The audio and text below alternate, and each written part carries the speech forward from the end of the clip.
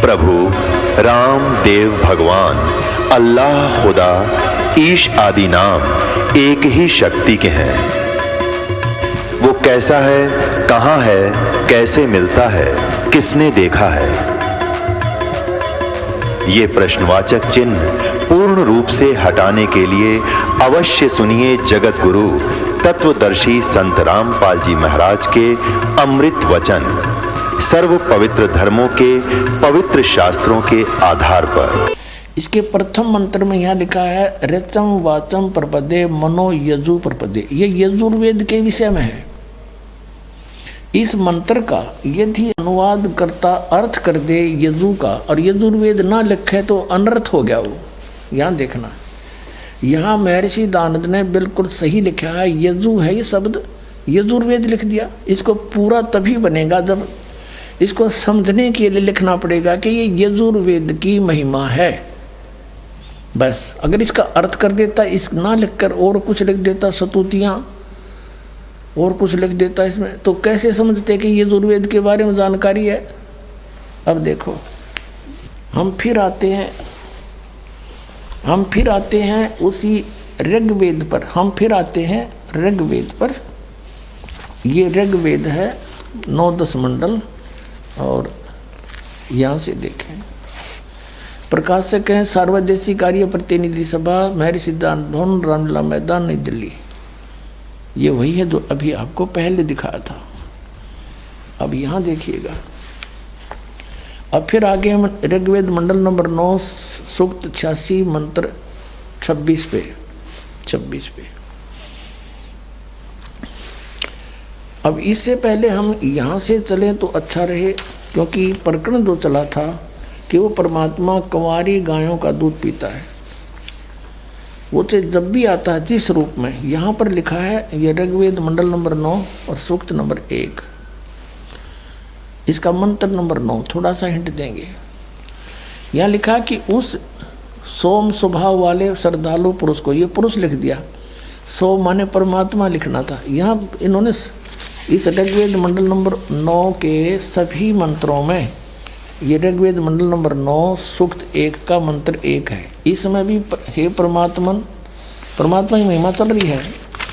और ऋग्वेद मंडल नंबर 9 सूक्त 1 के मंत्र नंबर 2 में भी हे परमात्मन, और 3 में भी हे परमात्मन, और 4 में भी हे परमात्मन, और 5 में भी हे परमात्मन, और 6 में भी।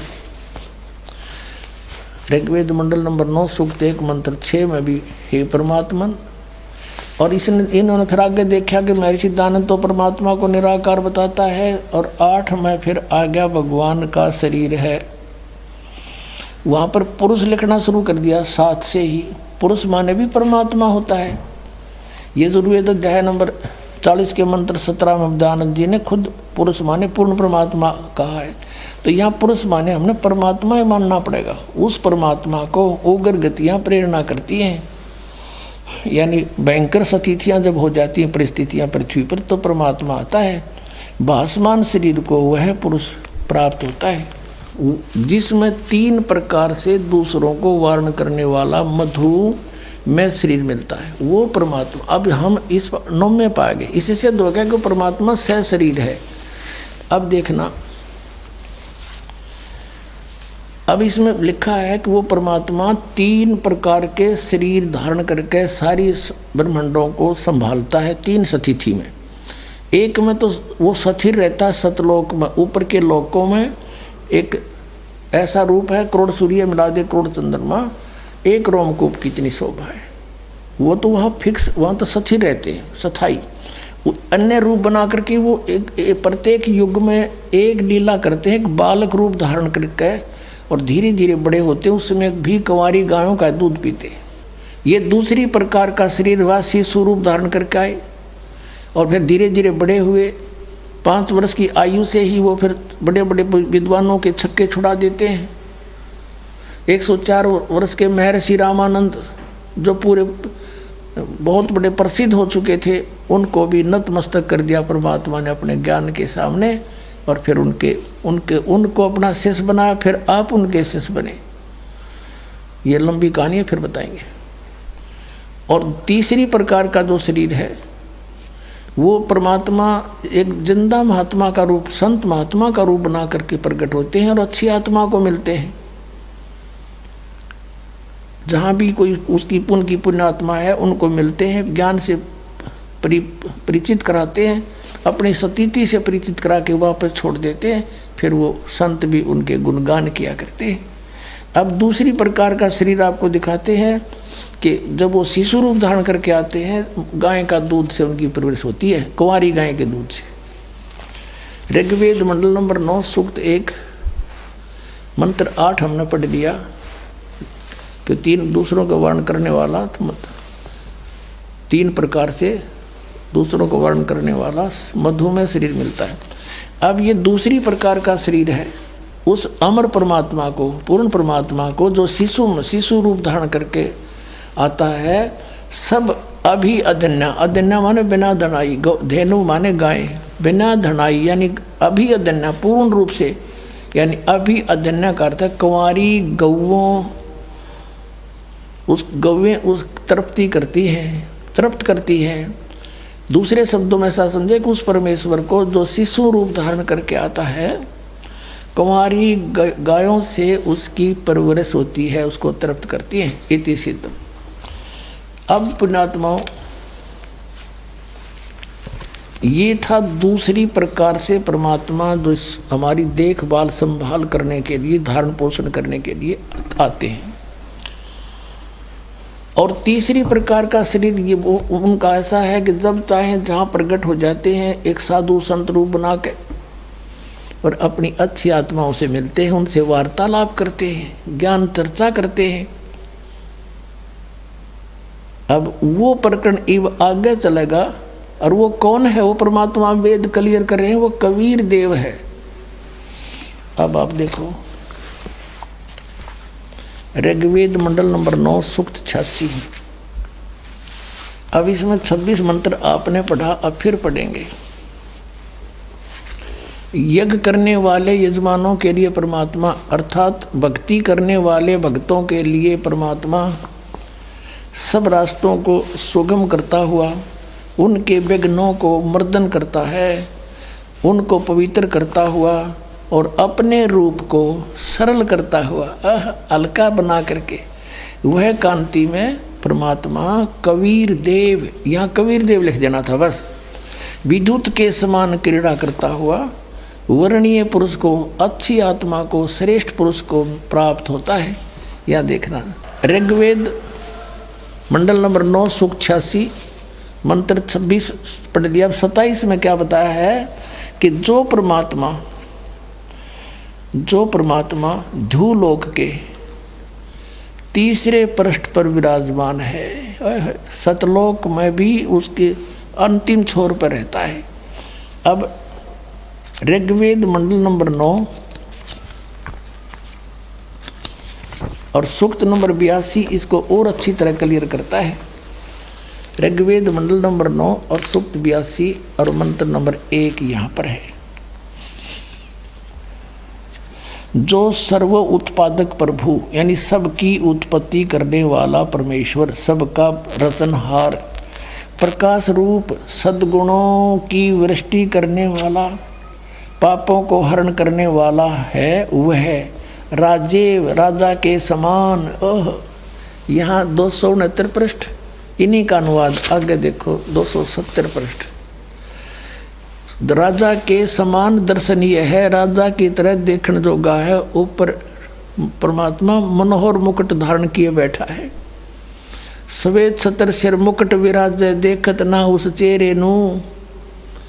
राजा के समान दर्शनीय है, देखने जोगा है, और वह पृथ्वी आदि लोकांतरों के चारों ओर शब्दमान हो रहा है।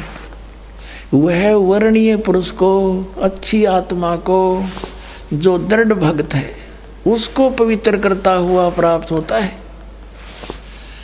जिस प्रकार विद्युत सने वाले स्थानों को आधार बनाकर प्राप्त होता है, जैसे आकाशीय बिजली काशी की धातु पर गिरती है, उसका अट्रैक्शन होता है, ऐसे ही वो परमात्मा उस दृढ़ भक्त को मिलता है जिनका उसके प्रति विशेष लगाव होता है। अब यहाँ देखो किस उद्देश्य से आता है। ऋग्वेद मंडल नंबर 9 सूक्त 82 मंत्र 2 में आप देखेंगे वो किस उद्देश्य से आता है। हे परमात्मन, उपदेश करने की इच्छा से आप महापुरुषों को प्राप्त होते हो, अच्छी आत्माओं को प्राप्त होते हो, और आप अत्यंत गतिशील पदार्थ के समान यानी बहुत तीव्रगामी होकर के हमारे आध्यात्मिक यज्ञों को प्राप्त होते हैं। आप वही फिर आ गया, आप कबीर देव हैं। हम उसको कबीर देव कहने लगे, फिर कबीर साहब कहने लगे। कबीर वेदों में कबीर, और हम उसको कबीर बोलते हैं। कुरान शरीफ में भी उसको कबीर बोला है। कबीर देव हैं, शुद्ध स्वरूप हैं, हमारे पापों को दूर करके हे अमर परमात्मा आप हमको सुख दें। अपनी आत्माओं, उन महापुरुषों में से कौन कौन है अच्छी आत्माएं, जैसे आपको अभी गिनाया। हम सुल्तानी नानक तारे दादू को उपदेश दिया, जात जुलाहा भेद न पाया, वो कौशी माहे कबीर हुआ। उनमें से एक दृढ़ भक्त श्रेष्ठ आत्मा आदरणीय नानक साहिब जी हैं, जिनको परमात्मा बेई नदी पर मिले थे। सुल्तानपुर शहर में पश्चिमी पाकिस्तान के अंदर है वो क्षेत्र। पहले ज्वाइंट भारत था ये सारा, अफगानिस्तान, बलूचिस्तान, पश्चिमी पाकिस्तान, पूर्वी पाकिस्तान और ईरान, इराक तक, गढ़ और गजनीब तक ये भारतवर्ष था। नानक साहिब जी के पहले जन्म सतयुग में ये राजा अम्बरीश थे। त्रेता में यही आत्मा राजा जनक हुए, और कलयुग में ये नानक राजा जो ना वही आत्मा श्री नानक जी हुए। अपने आत्माओं पहले ये राजा थे, इनके नौकर रहा करते थे पिछले पुनों के कारण, और इन पुनों को स्वर्ग में खर्च करके वापस आ जाते हैं सभी प्राणी। फिर ये स्वयं एक सुल्तानपुर के नवाब के यहाँ मोदी खाने में नौकरी कर रहे थे। लेकिन ऐसी आत्माएं भक्ति बिना रुक नहीं सकती। एक ब्रजलाल पांडा इनको पढ़ाया करता था, गीता जी को हिंदी भी उन्होंने पढ़ाई थी, ये फारसी भी पढ़े थे एक मौलवी से। इनके पिताजी श्री कालूराम मेहता खत्री यानी अरोड़ा जाति से थे, हिंदू परिवार था इनका। और श्री कृष्ण जी श्री राम के खूब तगड़े पुजारी थे, सभी देवी देवताओं की पूजा करते थे। जब ये सुल्तानपुर में नौकरी कर रहे थे, वहाँ इनकी बहन ब्याही थी। इनके जीजा जी जो थे बहनोई श्री जयराम जी थे, उनके ही सिफारिश से नानक साहिब जी को मोदी खाने की नौकरी मिली थी नवाब के यहाँ, और जयराम जी भी वहाँ नवाब के ही सर्विस करते थे, या जैसे वो अच्छे गणमान्य व्यक्ति थे। नानक साहिब जी प्रतिदिन उसके सुल्तानपुर के साथ से बह रही बेई नदी के ऊपर प्रतिदिन स्नान करने जाते थे, और वहाँ बैठकर कुछ देर भगवान का एकांत में चिंतन करते रहते थे। एक दिन परमात्मा सतपुरुष कबीर देव जिंदा महात्मा रूप बना के और नानक साहिब जी के पास गए। नानक साहिब जी से कहा कि हे महात्मा जी, हे भक्त, मैं बहुत भटक लिया, मुझे कोई सतमार्ग बताने वाला नहीं मिला, और मुझे कोई मार्ग बताओ। आप बहुत अच्छे भक्त बताए, सभी यहाँ चर्चा है आपकी। तब नानक साहिब जी ने जैसा भी ब्रजलाल पांडे से सुना था वो सारी कथा सुनानी शुरू कर दी। फिर कहा कि अगर तुम मुझे गुरु बनाओ तो गुरु बिन मोक्ष हो नहीं सकता। तो परमात्मा ने कहा कि भाई गुरु किसको बनाऊं, जब तक मेरी आत्मा दृढ़ नहीं होगी। मैं वैसे गुरु तो मैंने बना भी रखा, रामानंद जी, काशी में पंडित स्वामी रामानंद जी से मैंने दीक्षा ले रखी है, लेकिन मेरी तसल्ली नहीं हुई, संतुष्टि नहीं है। नानक साहब जी कहते फिर मुझे बनाओ गुरु।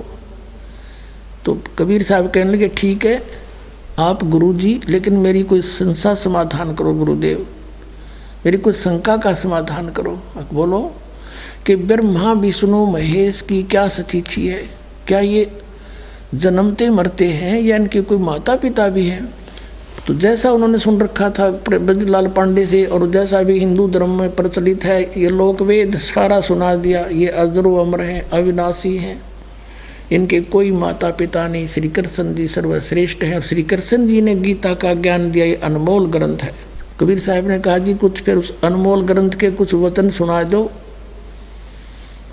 फिर वो नानक साहिब जी ने कुछ जो श्लोक याद थे वो सुनाए। फिर कबीर साहब ने उसके ऊपर कहा कि आप श्री कृष्ण जी कहते हो, श्री कृष्ण जी ने गीता बोली। हाँ, श्री कृष्ण जी ने बोली। तो आप श्री कृष्ण जी को अजरो अमर बताते हो, उनकी जन्म मृत्यु नहीं होती? कि हाँ बिल्कुल सही है, नानक जी बोले। अब जिंदा फकीर बोला, कबीर परमेश्वर जिंदा रूप में विराजमान थे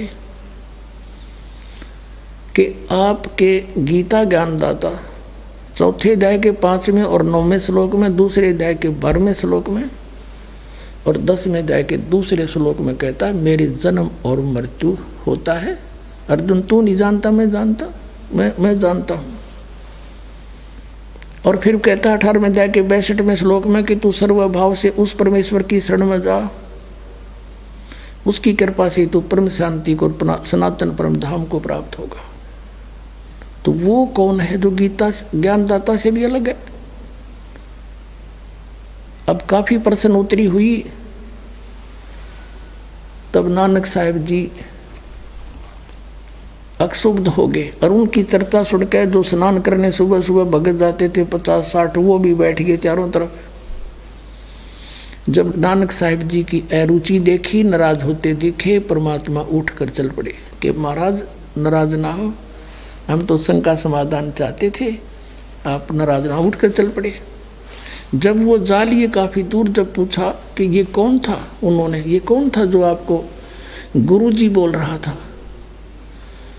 तब श्री नानक साहिब जी ने कहा कि ये नीच जात था, काशी का जुलाहा धानक है, और हमारे ब्रह्मा विष्णु महेश को कहता है तो नासवान है। इसको जवाब आया नहीं, उठ के चला गया। तो सब अब अपने काम लग गए।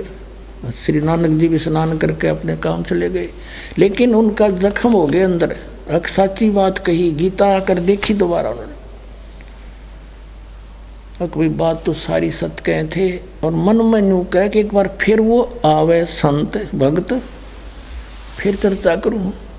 कुछ दिनों के बाद, महीने 2 महीने 6 महीने उनको खूब तड़फा के फिर इसी तरह प्रतिदिन स्नान करने जाते थे, और इसी खोज में थे शायद कितने दिखाई दे जाए, आज फिर बात करूँ। स्नान करने के लिए तैयारी थी, कपड़े निकाल रखे थे, नौकरों को दे दिए थे, वो लिए खड़े थे नानक साहिब की। अपना जो नहाने के लिए एक वस्त्र रखते हैं शरीर पे, वही शेष था। इतने में परमात्मा केवल नानक साहब को दिखाई देते। उनकी खुशी का ठिकाना नहीं रहा, जिंदा महात्मा के रूप में आए।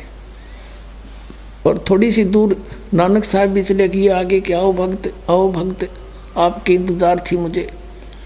वहाँ पर बहुत से लोग स्नान कर रहे थे, वो देखने लगे कि ये नानक साहब किसको बातें कर रहा है।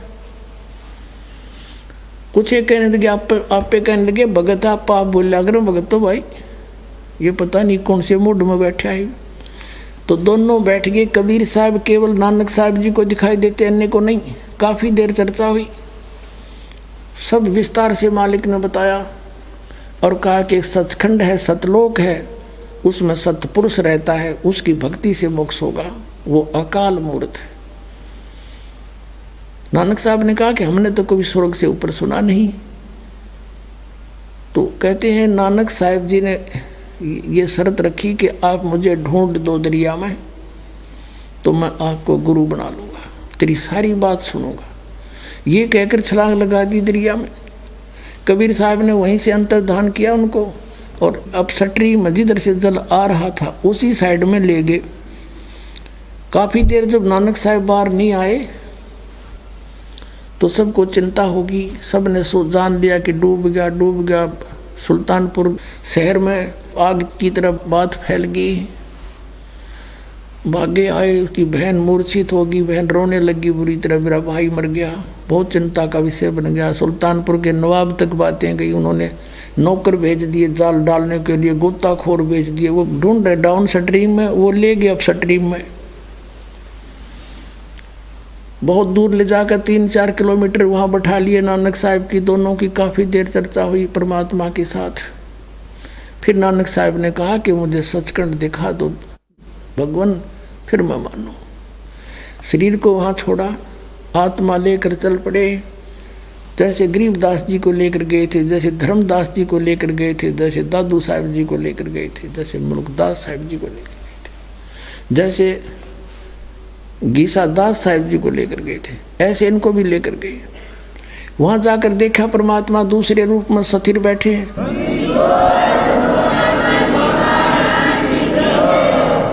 जब परमात्मा ऊपर बैठे हैं ओवरऑल कंट्रोलर के रूप में, करोड़ सूर्य मिला दे करोड़ चंद्रमा, ऐसा चेहरा मालिक का, ऐसा स्वरूप है उनके। एक रोमकूप की ऐसी शोभा है।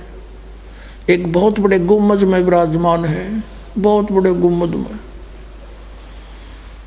जैसे मंदिर नुमा गुम्बद होता है, बहुत बड़ा, पूरी पृथ्वी से भी बड़ा। इस पृथ्वी ने सीधा कर दे, ऐसे गोल नहीं। और इतना बड़ा गुम्बद मालिक बीच में बैठे हैं। वो जिंदा महात्मा के रूप में परमात्मा साथ से लेकर गए आदरणीय नानक साहब जी को। तो वहाँ क्या देखा कि भाई रब तो ये है जड़ा तकत पे बैठा। और यो यहाँ का जो कबीर है, ये बाबा कबीर जिंदा यहाँ का कोई गण है।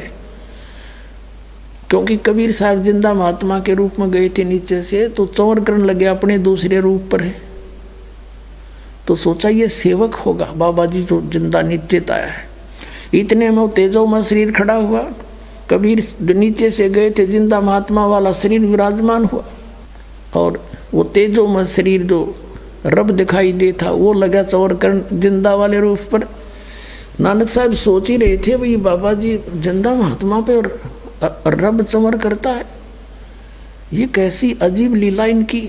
इतने में वो तेजो में शरीर और परमेश्वर कबीर साहब जिंदा वाले शरीर में समा गया, एक रह गए।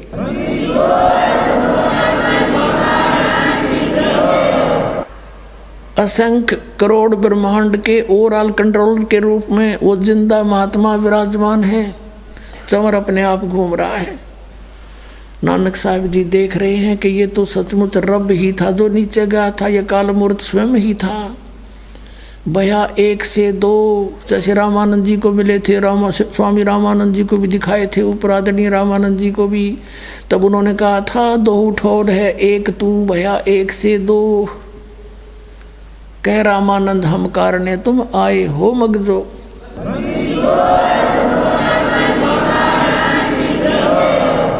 और यही आदरणीय नानक साहब जी के साथ घटना घटी। और तब परमात्मा ने कहा कि आयम कबीर, मैं कबीर हूँ, अल्लाह अकबर हूँ, मैं कबीर देव हूँ। और काशी में बनारस में एक धानक रूप में रहता हूँ, अजुलाहे का काम करता हूँ। प्यारी आत्मा, जब मोक्ष चाहिए आपको, सतनाम लेना मेरे से, वहाँ सतनाम दूंगा। और वो जाप करना होगा 2 अक्षर का है, उससे आपका मोक्ष होगा। वहाँ तो कहते हैं कोट जन्म तन ब्रह्मत हो गए, कुछ नहीं हाथ लगा रे, कुकर सुकर खरबा बोरे कौआ हंस बगारे। परमात्मा ने कहा कि तेरे बहुत असंख्य जन्म हो लिए, जब से हमसे मिलने से पहले वो गए बर्बाद आपके। राजा अम्बरीश आप थे, राजा जनक आप थे, और अब आप स्वयं नौकर बन बैठे। और यदि हम तुमसे नहीं मिलते तो जीवन व्यर्थ हो जाता है। अपने आत्माओं, यहाँ समस्या आती है कि पवित्र सिख समाज इस बात को मानने को तैयार नहीं है कि नानक साहिब जी के कोई गुरु थे। वो कहते हैं स्वयं ही परमात्मा ही मिले थे उनको, और हम भी यही कहते हैं कि वो परमात्मा ही मिले थे उनको। वो कहते अकाल मूर्त मिले थे, हम भी कहते हैं अकाल मूर्त मिले थे। हम कहते हैं उनको कबीर मिले थे, धानक जुल्हा काशी वाला मिले थे। तो यहाँ सिख समाज के गले या बात उतरती नहीं कि नहीं, ऐसा नहीं हो सकता। तो पुण्यात्माओं, प्रमाणों के सामने फिर किसी के जोर नहीं चलता। हमारे प्रमाण फिर सबको मनाएंगे कि सचमुच ऐसा ही है। अब आपको दिखाते हैं एक झलक कि नानक साहब के गुरु थे कबीर साहब, जिंदा महात्मा रूप में आए थे। अभी दिखाते हैं। एक ये जन्म साखी है, ये बिल्कुल सत्य शास्त्र है और उस पुण्यात्मा सिख द्वारा लिखा जो गुरु जी के साथ रहा करते थे। भाई बाला जी की जन्म साखी देखिएगा। जन्म साखी सब तो वड्डी भाई बाले वाली जन्म साखी। Doctor Jawahar Singh Kripal Singh and company, ये है ई जन्म साखी अज तक छप चुकिया नालों वड्डी है, सब तो वड्डी ते पुरातन है भाई बाले वाली। जन्म साखी श्री गुरु नानक देव जी दी पंजे साहिब दी साखी ते दसा पातशाह दी जीवन समेत मुकम्मल साखियां हन। प्रकाशक doctor Jawahar Singh Kripal Singh and company, पुस्तकां वाले गली नंबर 8 बाग रामानंद अमृतसर, ये यहाँ से छपी है 251 पृष्ठ पर। और साखी है ये सिद्धानाल गोष्ठी, ये कोई प्रकरण है सिद्धानाल गोष्ठी। और नीचे है साखी होर चली, आगे साखी होर चली। श्री गुरु नानक जी अंतर ध्यान होए ता मीना पर्वत पर जाई खड़े होए। ता फिर मर्दा ने कहा जी असी इथे किथे आए हाँ। ता गुरु नानक जी की हा मर्दाना असी हुण मीना पर्वत ते आए हाँ। तो यहाँ कोई चर्चा चली उनकी। अब 252 पर देखना।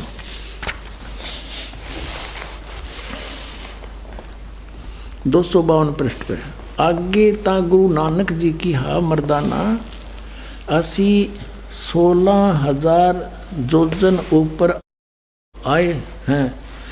आहे ता मर्दा ने कहा जी यहाँ से सुमेर पर्वत कितना रहिंदा है। अब अपने मतलब की पढ़ेंगे।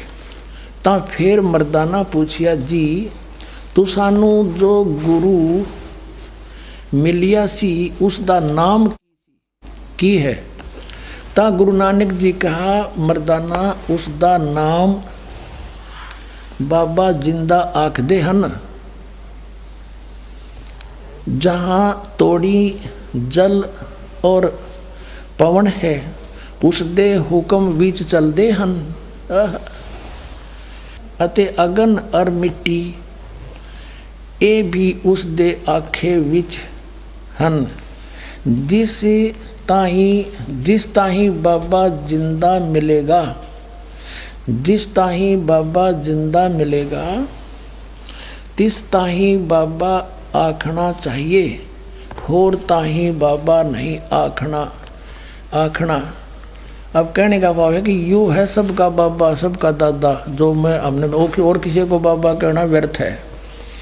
मर्दा ने किया गुरु जी असी तां तुहाडे नाल सी ही रहिंदे हन। हाए तू सानू कद मिलिया है। ता गुरु नानक जी कहा मर्दाना अजे तू असा थी नहीं आया से, तब तक तो मेरे पास नहीं आया था। जद असी मिलन गए से ता मर्दा ने कहा जी कद गए से। ता गुरु जी कहा जद सुल्तानपुर विच डुबकी लाई सी। डुबकी यानी डुबकी लाई सी। तब मर्दाना असी 3 दिन उसे पासे रहे से। मर्दाना भाई बाला जानते हैं मर्दाना वो समय गुरु है, ऐसा गुरु है जिसकी सत्ता संपूर्ण जगत नू आसरा दे रही है। कहते हैं जब सुल्तानपुर विच डुबकी लाई थी तब मर्दाना असी 3 दिन उसे पासे रहे सी, उसके पास रहे थे, और वो जिंदा महात्मा है, उसको ये समझ गया है। उसका नाम बाबा जिंदा अखदेहन। बोलो सतगुरुदेव की जय।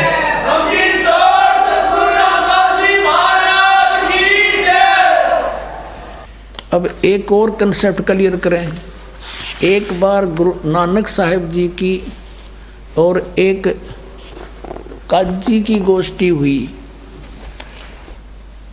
तब काजी ने प्रश्न किया, तब गुरु नानक देव जी उसका उत्तर देते हैं। किस प्रकार देते हैं और दिखाते हैं आपको। पहले एक और गजब की इसमें इसी पुराण संग्रह में एक कमाल की बात मिली है पुण्यात्माओं, क्योंकि सच्चाई ऊपर आए बिना रहा नहीं करती। जैसे धर्मदास जी को परमात्मा ने कहा था, धर्मदास मेरी लाख दवाई, वही जिंदा महात्मा के रूप में उनको मिले थे मथुरा में, और कहा था धर्मदास मेरी लाख दवाई, ये सार नाम और सतनाम की तो बाहर ना जाई, ये मूल ज्ञान बाहर ना जाई, और मूल ज्ञान बाहर जो पढ़ी बिचली पेड़ी हंस नहीं तेरी। तो ये क्या बताते हैं नानक साहिब जी। मर्दाना ने पूछा कि भगवान, नानक साहब बताते हैं कि मैं जब सतपुरुष से मिला वहाँ सचखंड में, उस सब के पालनहार विष्णु के पास में गया, तो उसने मुझे कहा था कि तुम वापस जाओ और तुम्हें सतनाम देने का आदेश दिया है, और जो आज्ञा वही करना। तो नानक साहब जी कहते हैं कि जो आप कहोगे उसको सतनाम दूंगा और को नहीं दूंगा। ये देखना पृष्ठ 275 पर साखी सचखंड दी, यहाँ देखना नीचे। आगे साची सचखंड दी चली। अब यहाँ से है कि ता गुरु नानक जी धुर सचखंड दरबार में जाई पहुँचे, जहाँ बड़ा प्रकाश है, और प्रकाश रूप तख्त के ऊपर सत निरंकार ज्योति पुरुष बैठे हैं, ज्योत स्वरूप बैठे हैं। ये है संपूर्ण भगत अवतार, हाथ जोड़ के खड़े हैं। पुण्यात्मा कई भक्त आए हैं जो पंजाबी जानते अच्छी तरह, दास पे ना पढ़ा ज़्यादा, तुम भी मनतावत इसी है, पर कोशिश करूँगा पूरी समझाने की। फिर भी दास से कुछ फर्क रह जा, तुम खुद पढ़ते रही हो। यहाँ लिखा है कि संपूर्ण भगत अवतार हाथ जोड़ के कर खड़े हैं, अते बाबा नानक जी ऊ जो कोटान सूरज के समान प्रकाश, कोटान यानी कोटों सूरज के समान प्रकाश है, कोटान चंद्रमा जैसा शीतल इसका प्रकाश है, उस सच्चे प्रकाश विखे प्रवेश किया। उस विष्णु जी विराजमान है, उस ज्योत रूप भगवान की उस तत्व यानी उसकी स्वरूप विष्णु भगवान, विष्णु निरंकार विष्णु भगवान विष्णु जी विराजमान है। अब यहाँ नानक साहिब जी किसको विष्णु कह रहे हैं? जैसे वेदों में कहा है अग्नि तनुरसी विष्णुवेतवा सोमस्य तनुरसी, सबका धारण पोषण करने वाला सतपुरुष विष्णु, उसको विष्णु कहते हैं। ये तो बाद में विष्णु नाम रखे इन्होंने उनकी उपमा से। विराजमान है, साकार है, सर्वशक्तिमान।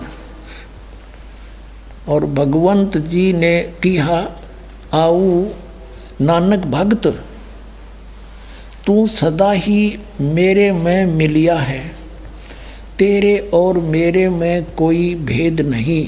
पर जिस वास्ते संसार में सतनाम उपदेश के जपाउन के वास्ते गए से सो दृढ़ाया है, ता श्री गुरु नानक जी की हा सर्वंग स्वामी, हे सब के मालिक, जहाँ आप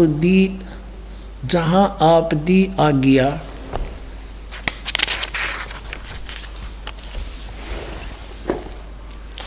अब 276 पे जहाँ आपकी आज्ञा तहाँ सतनाम दा चक्कर फेरिया है।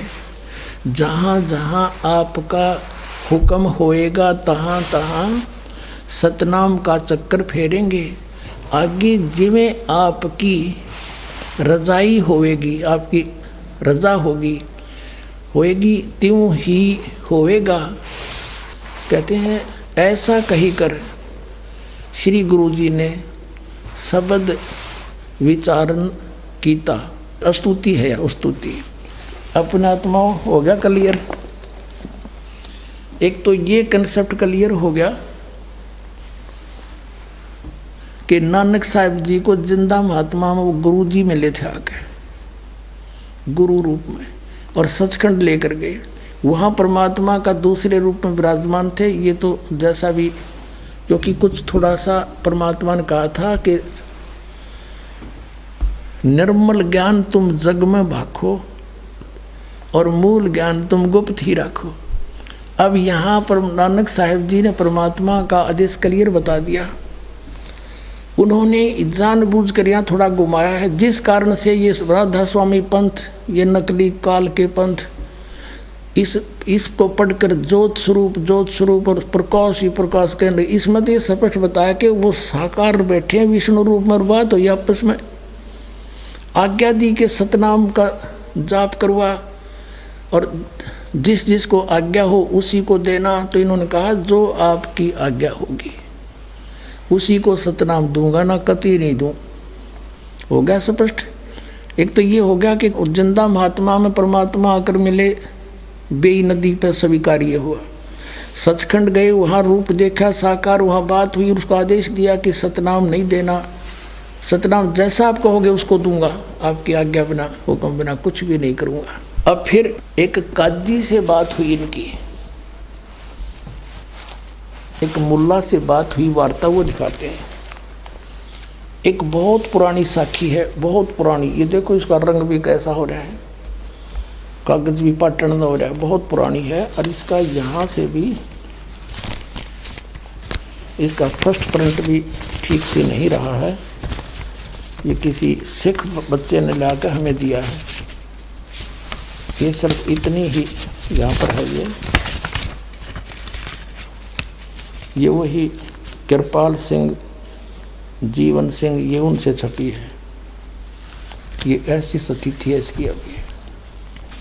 अब इसके पृष्ठ नंबर आपको फिर हिंदी वाली में भी दिखाएंगे। एक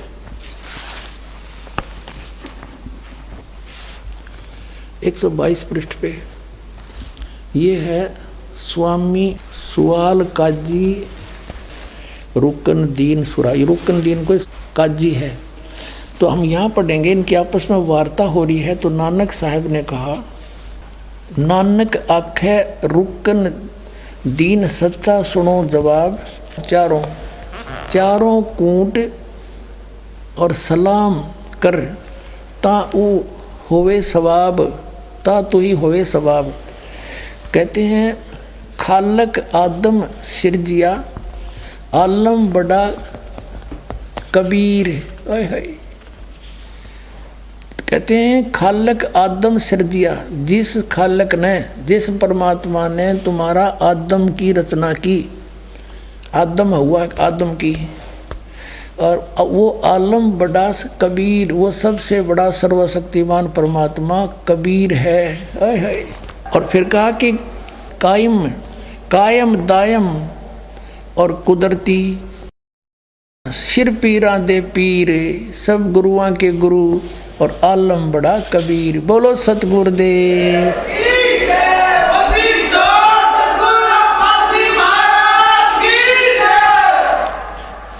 अपनात्माओं, दास बहुत पहले से आपको कहता रहा था, लेकिन ये प्रमाण ना मिलने से दास को तो विश्वास था, लेकिन आम जनसाधारण नहीं मान सके था।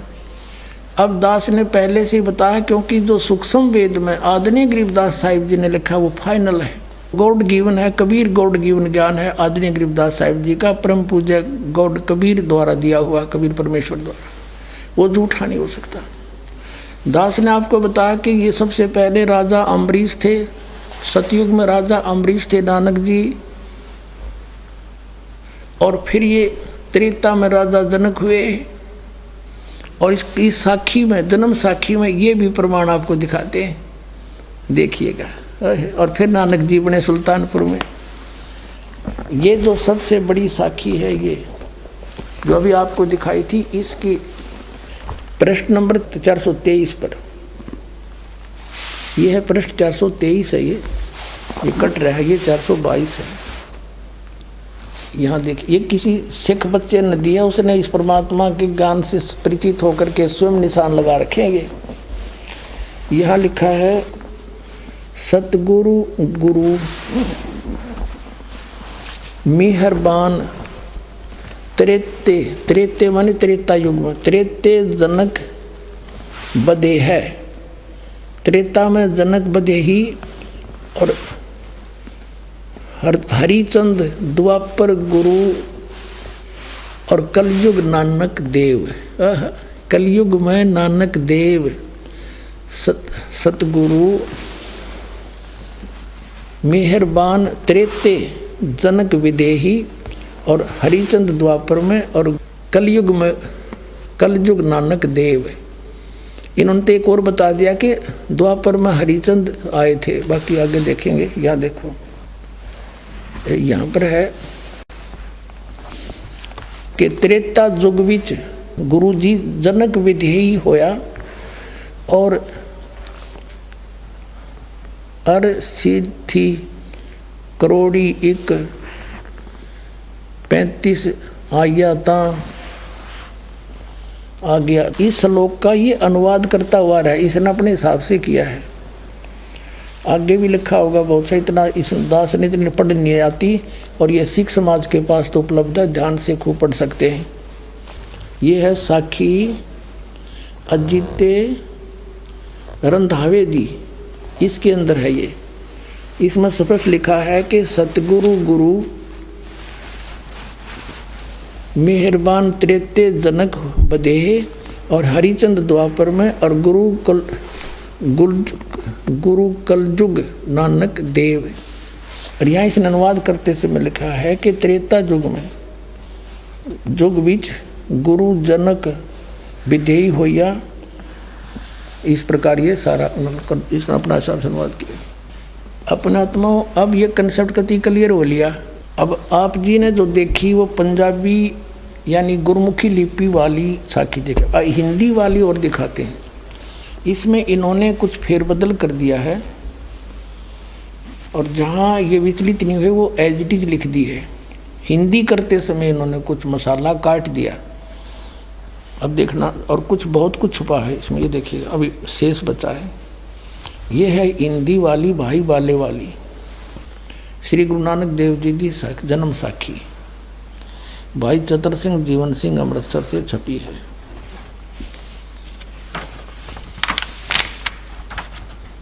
ये भाई बाले वाली श्री गुरु नानक देव जी की जन्म साखी, पंजे साहिब 10 पातशाह का जीवन, संपूर्ण साखियाँ सही दर्ज है। प्रकाशक हैं भाई चतर सिंह जीवन सिंह अमृतसर, ये यहाँ से छपी है। बाजार माइया सेवा अमृतसर, ये इनके फैक्स और फ़ोन नंबर है। भाई चतर सिंह जीवन सिंह, ये मुद्र का जीवन प्रिंटर्स अमृतसर। इसमें हिंदी में और पढ़ी आराम से आनंद आओगा आपको। ये है पृष्ठ तो 97 पे, 197 पे, सवाल काजी रुकनदीन सूरा के, नानक साहिब जी से कोई सवाल किया, जवाब श्री गुरु नानक देव जी का। हम यहाँ से पढ़ेंगे अपने काम का। नानक आखे रुकनदीन सच्चा सुनो जवाब, चारों कोट सलाम करता ही ता तू ही होवे सबाब। अब 198 पे साखी मक्के मदीने की, वो नीचे है 198 पे, पृष्ठ 198 पे। अब खालक आदम सिरजिया, यानी जिस भगवान ने आदम की उत्पत्ति की, आलम बड़ा कबीर, वो सबसे बड़ा परमात्मा कबीर है। अब यहाँ मुसलमान भाई कबीर का अर्थ बड़ा करते हैं, तो नानक साहब ने यह समस्या हल कर दी है कि वड्डा कबीर, इसका अर्थ भी करना भूल जाओगे कि इस कबीर का अर्थ बड़ा होगा, कर दिया होगा यहाँ पर। खालक आदम सिरजिया आलम बड़ा कबीर, और कायम दायम कुदरती सिर पीरा दे पीर। अब क्लियर कर दिया कि वो पीरा के पीर जगत गुरु है, वो सतगुरु पुरुष कबीर हैं, चारों युग परवाने। झूठे गुरुआ मर गए वो हो गए भूत मसाने। सतगुरु पुरुष कबीर है, सतगुरु और पुरुष भगवान भी वही है, और यहाँ पीर रूप में आकर मिलते हैं। वेद भी गवाही देते हैं, परमात्मा अच्छी आत्माओं को मिलते हैं, और जिनको मिले वो गवाही दे रहे हैं कि जिंदा रूप में कबीर परमेश्वर आकर मिले। वो सबसे बड़ा हो परमात्मा, बड़ा कबीर। ये कहते हैं अल्लाहू अकबर, बड़ा बड़ा भगवान। कबीर का अर्थ बड़ा करते हैं। यहाँ पर नानक साहब ने समस्या हल कर दी कि वड्डा कबीर, सबसे बड़ा कबीर, सबसे बड़ा वो कबीर, सब तो बड़ा है वो आलम, आलम कबीर, यानी सबसे बड़ा भगवान परवरदिगार आलम। वो परवरदिगार आलम है, सबसे बड़ा भगवान परमात्मा, सब तक बड़ा कबीर। इसका ये अर्थ है, आलम बड़ा कबीर, सबसे बड़ा भगवान कबीर। इसमें बड़ा अर्थ साफ लिख दिया। अब आप दिखाते हैं सचखंड की साखी। ये है सचखंड की साखी 309 पृष्ठ पे। इसमें सफल लिखा है कि फिर गुरुजी उस स्थान पर पहुँचे जहाँ महान प्रकाश है, और प्रकाश रूपी सिंहासन पर निराकार स्वयं विराजे हैं। तो विराजने वाला कोई अलग थोड़ा हो गया, कोई परमात्मा साकार है। तो ये धन धन सतगुरु राधा स्वामी वाले, जय गुरुदेव वाले इस वाणी को इसको समझ नहीं सके। वो प्रकाश प्रकाश का रोड़ा मचान लाएंगे, इधर के वहाँ बैठे हैं, उस पर विराजमान है वो भगवान।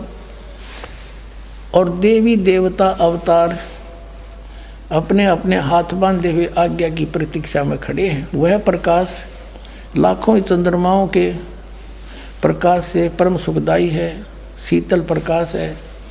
इन अनुवादकर्ताओं ने बहुत सी छोड़ दी, उसमें सूरज और चंद्र दोनों लिखे, सूरज भी। तो तब गुरुजी वहाँ स्तुति की, विष्णु जी की उपस्थिति में वह स्थान परम रम्य हो रहा था। तब भगवान ने प्रेम से कहा, आओ नानक देव, तुम तो सदैव मुझ में मिले हुए हो, तुम में और मुझ में कोई भी अंतर नहीं है। तुमको सतनाम की उपदेश के लिए संसार में भेजा है। तब गुरु जी कहा कि हे सर्वज्ञ, जहाँ आपकी आज्ञा थी वहाँ सतनाम का प्रकाश मैंने किया है, और जहाँ जो आज्ञा होगी वहाँ मैं पूर्ण करूँगा। यह कहकर गुरु जी ने ये शब्द कहा। अब आप जी को दिखाते हैं पवित्र कबीर सागर में गुरु ग्रंथ साहिब के 24 पन्ने पर लिखा है कि फाई सूरत मलुकी वेश, ओ ठगवाड़ा ठगी देश, खरा सियाणा भोता बार, ये धानक रूप रहा करतार। फिर प्रश्न नंबर 721 में लिखा कि एक अर्ज गुप्तम पेश तोदर कून करतार, हक्का कबीर करीम तू बे ऐब परवरदिगार। हक्का कबीर, हे सत कबीर, हे अविनाशी कबीर, आप सर्वशक्तिमान शब्द स्वरूपी राम, आप ही हो सारी सृष्टि के करतार हो। और यहाँ स्पष्ट कर ही दिया, सब तो बड़ा आलम कबीर, तो निराकार कैसे हो सकता, ये साखी फिर दिखानी पड़ेगी। अब फिर देखिए थोड़ा सा, क्योंकि यहाँ पर भ्रम ना रह जाए, और पढ़ाते हैं थोड़ा। ये वो साखी है भाई बाले वाली, ये पुरानी है, ये भी सबसे पुरातन लिखा है इन्होंने। सब तो बड़ी भाई बाले वाली यहाँ है। ई जन्म साखी अज तक छप चुकिया नालों बड़ी है, सब ते वड्डी ते पुरातन है। भाई बाले वाली जन्म साखी श्री गुरु नानक देव जी दी, ये वही है। पहले आपको दिखाई थी जीवन सिंह कृपाल सिंह एंड कंपनी, पुस्तकों वाली गली, नंबर 8, बाग रामानंद, अमृतसर। ये ऐसे। अब इसमें हम पीछे थोड़ा रह गया, बात कंसेप्ट क्लियर हो नहीं पाया। ये है 251 पृष्ठ पर, ये है आगे साखी होर चली, आगे साखी होर चली।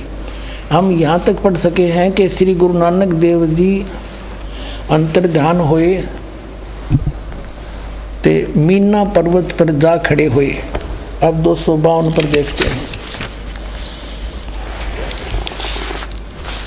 252 पर और मियाँ नाल गोष्ठी, ये सिद्धा नाल गोष्ठी हुई, ये उसका ही प्रकरण है। अब इसमें 252 पर यहाँ आपने पढ़ लिया था कि फिर मर्दाना पूछिया जी तुहानू जो गुरु मिलिया सी उसका नाम की है। ता गुरु नानक जी किहा उसका नाम मर्दाना, उसका नाम बाबा जिंदा आखदे हन।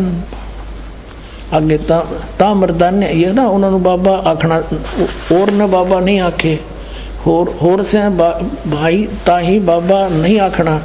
ता मर्दाने किहा गुरु जी असी भी ता तुहाडे नाल सी। तो फिर आगे आहे तुहानू कद मिलिया है। ता गुरु नानक जी कहा मर्दाना अजे तू असां थी नहीं आया से। जद असी मिलन गए सा ता मर्दाने कहा जी कद गए सी सो। ता गुरु जी कहा जद सुल्तानपुर विच डुबकी लाई सी। तब मर्दाना असी उन 3 दिन उससे पासे रहे से, उस 3 दिन उससे के पास रहे थे। मर्दाना भाई बाला जानदा है। मर्दाना वो ऐसा गुरु है जो जिसकी सत्ता संपूर्ण जगत नू आसरा दे रही है। और मर्दाना जिंदा उसनू कहते हन जो काल दे वस ना आवे।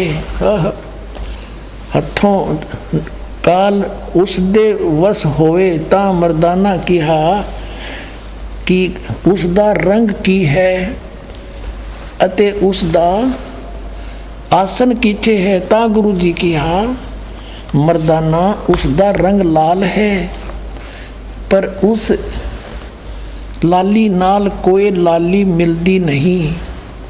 आइए अब हम उन श्रद्धालुओं के अनुभव जानते हैं जो जगत गुरु तत्वदर्शी संत रामपाल जी महाराज जी से दीक्षा प्राप्त कर चुके हैं तथा उनके द्वारा बताए गए भक्ति मार्ग पर चल रहे हैं। नमस्कार सर। सर क्या नाम है आपका? राजकुमार दास। सर कहाँ से आए हैं आप? मैं सीरी जिले का रहने वाला हूँ। सर संत रामपाल जी महाराज से नाम दीक्षा आपने कब ली? 24/9/2018 को।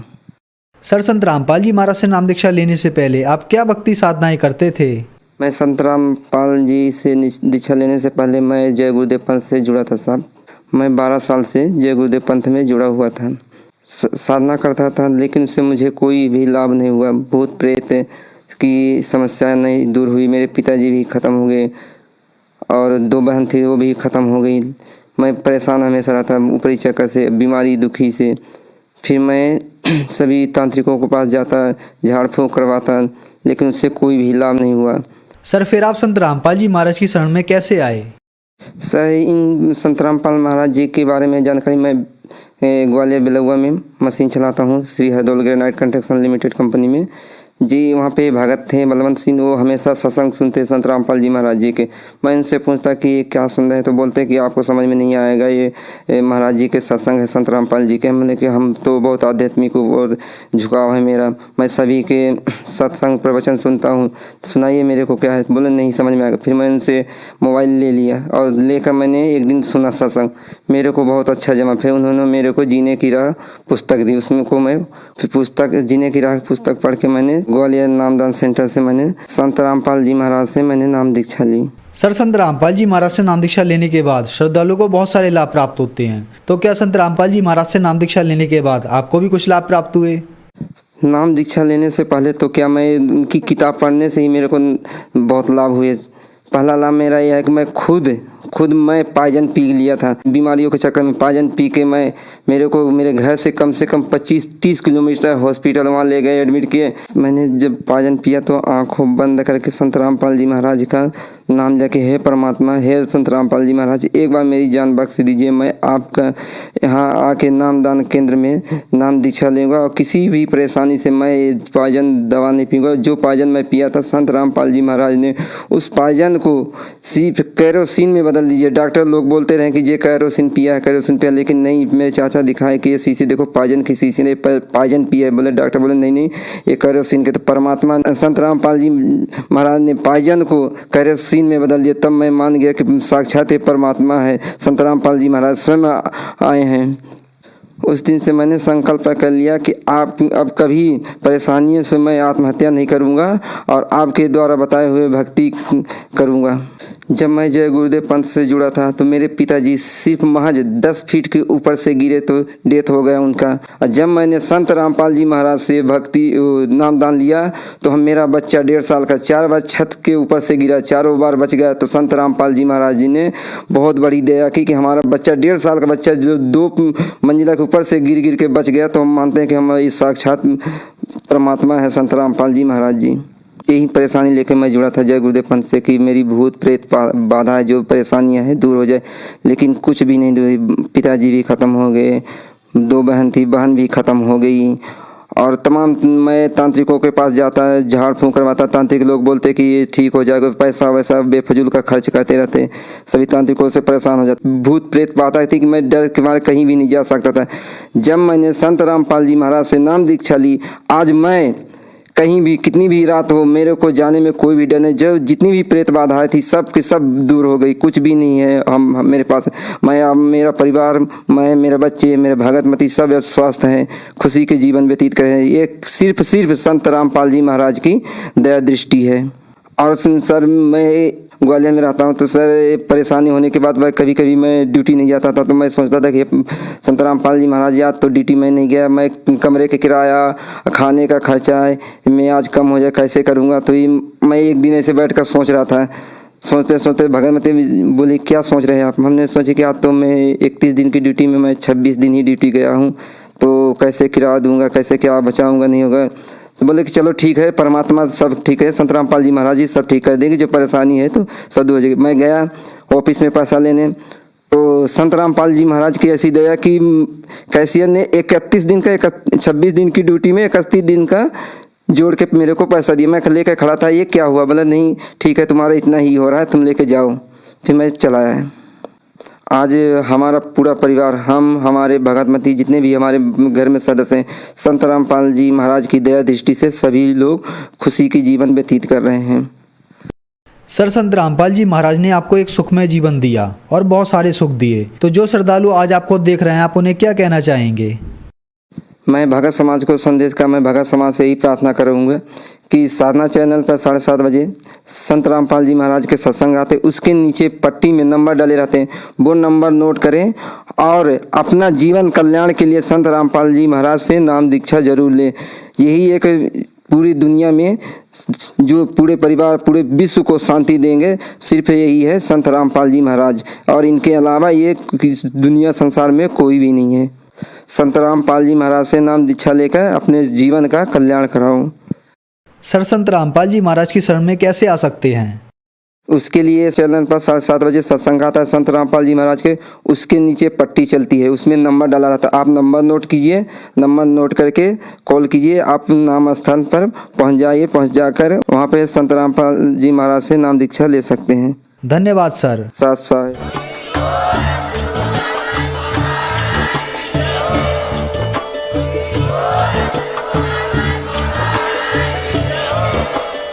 आप सुन रहे थे जगत गुरु तत्वदर्शी संत रामपाल जी महाराज जी के मंगल प्रवचन। अधिक जानकारी के लिए विजिट कीजिए हमारी वेबसाइट www.jagatgururampalji.org। संत रामपाल जी महाराज जी के शुभ आशीर्वाद से पूरे विश्व भर में 500 से भी ज्यादा नाम दीक्षा केंद्र हैं, जिन पर संत रामपाल जी महाराज जी द्वारा ऑनलाइन निशुल्क नाम दीक्षा दी जा रही है। अपने नजदीकी नाम दीक्षा केंद्र का पता करने के लिए संपर्क करें 8222880541।